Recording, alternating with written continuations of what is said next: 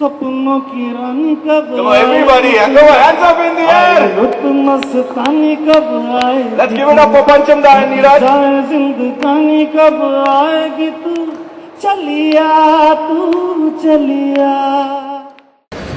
मैं कहूँगा कि पंचम दा का मुकाबला करना तो बहुत मुश्किल है। उनके कदमों पे चलना हम सब जो म्यूज़िक से कनेक्टेड हैं उनका एक धर्म बन जाना चाहिए।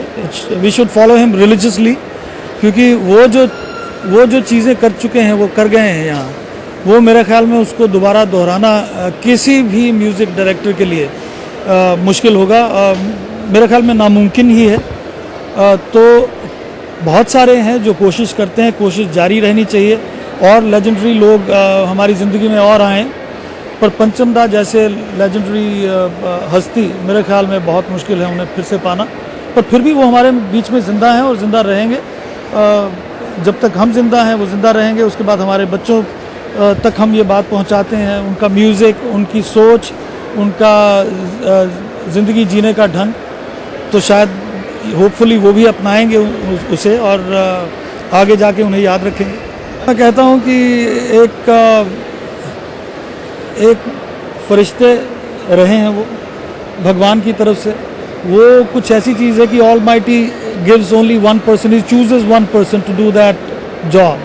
आई think Pancham da was the chosen one, और जो उन्होंने काम किया है मेरे ख्याल में, जैसे मैंने पहले कहा कि वो काम फिर से नहीं होने पाएगा, क्योंकि वही एक थे जो एक वक्त के साथ साथ ही नहीं चलते थे बल्कि उसके आगे चलते थे। जो उन्होंने काम आज से कोई 30 साल या 20 साल पहले किया है, उस काम को हम आज भी करने की कोशिश करते हैं और फिर भी हमसे वो हो नहीं पाता है।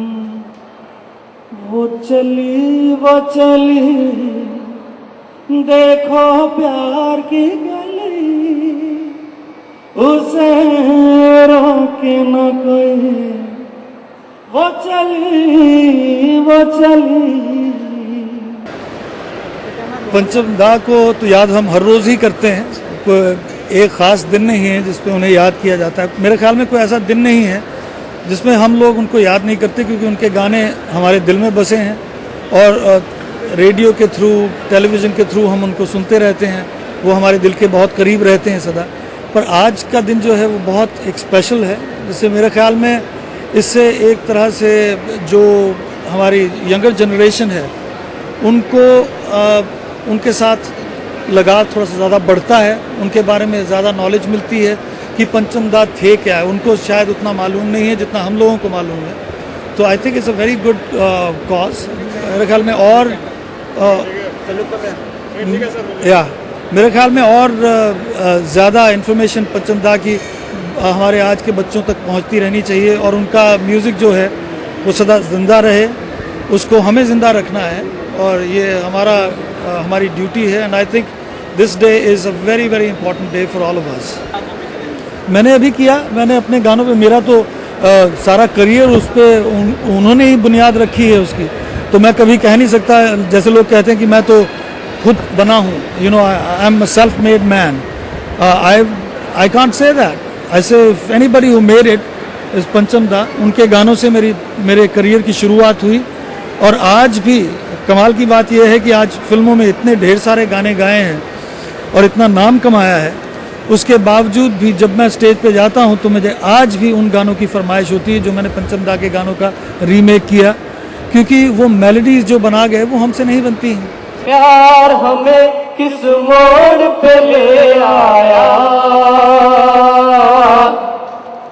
कि दिल कर हाय हाय, कोई ये बताए क्या होगा।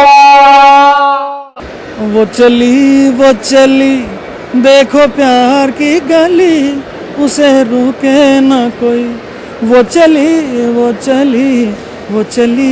चली she's found the love that's real, now her wounded heart is healed, finally वो चली। It's a beautiful song। I mean, the way जिस तरह से उन्होंने इसको पिरोया है,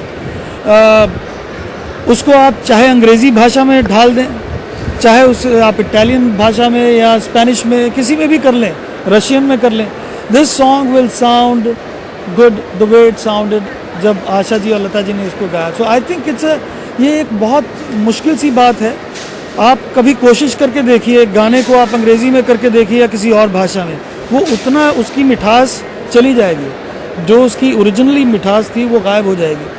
और पंचम दा के गानों में यही खासियत थी कि उनकी जो वो मिठास है, वो किसी भी भाषा में गाना कर लें, मिठास वैसी की वैसी रहेगी।